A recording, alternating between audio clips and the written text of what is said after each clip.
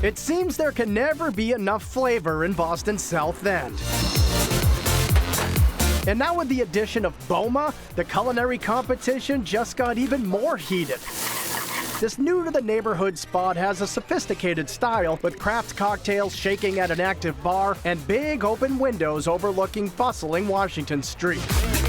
Back in the kitchen, you'll find Chef Ryan Kelly creating a menu he describes as new American. You don't have to be straight Italian, straight Japanese, straight South American. You can draw a little bit from everything and try to meld that into traditional American dishes. Things that your family is familiar with growing up, things your mom and dad aren't scared of, and just kind of new takes on that.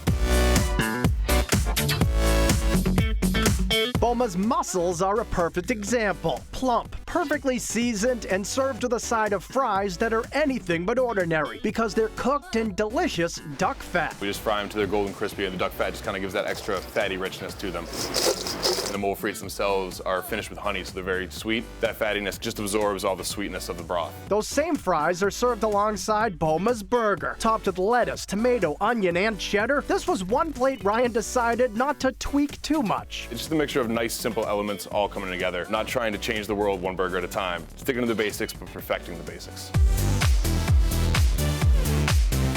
Chef Ryan does like to get creative when it comes to his taco menu, so he does fish tacos with pickled mustard seed and chive oil. Shrimp tacos have a south-of-the-border style with roasted pepper salsa, while the short rib tacos are given an Asian twist. There's nothing wrong with sticking any style of food in between a little flour tortilla. The short rib is kind of a Korean Thai style barbecue short rib. It's a sweet spice. It's nothing that's gonna make you start tearing up or make your nose start running, but it does have a little bit of kick.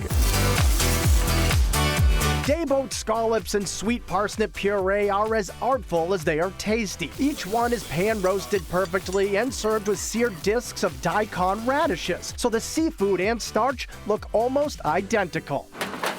The cut isn't that different. Ideally, you shouldn't know whether you're about to have a scallop or a daikon until it's about 10 inches away from your face and you finally smell the sea or you smell the earth. Cauliflower is also used creatively when it's confit and served on a flatbread with roasted chicken and fennel. The confit kind of allows it to retain its shape, retain the prettiness of cauliflower, but as you bite into it, it just goos right out in your mouth.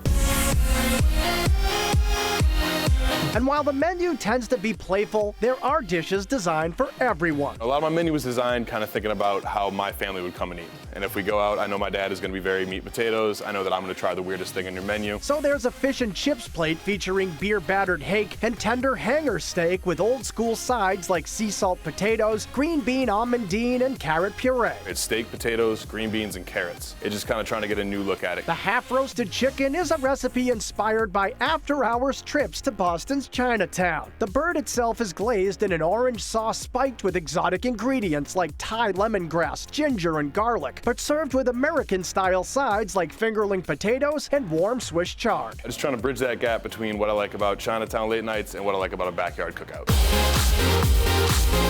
At dessert, the Iggy's rolls you'll find in Boma's bread service serve double duty in the cinnamon pecan bread pudding. We use Iggy's rolls, and everything left over gets toasted and then made into bread pudding, so it's constantly fresh. It's taken a fantastic quality product in the beginning and then just adding a lot of flavor to it, a lot of sweetness, giving you a different texture, a different crunch against the soft, soggy bread pudding. So while you can definitely find approachable items at Boma, with all the creativity coming out of the kitchen, even the most sophisticated palates will leave happy. We've been exposed to so much more than our parents or our grandparents were. You can get a table of 4 that want 4 completely different styles of food, which is why the new American rise has happened. It's just an easier way to still stay familiar enough, but to experiment without getting too far out of the box.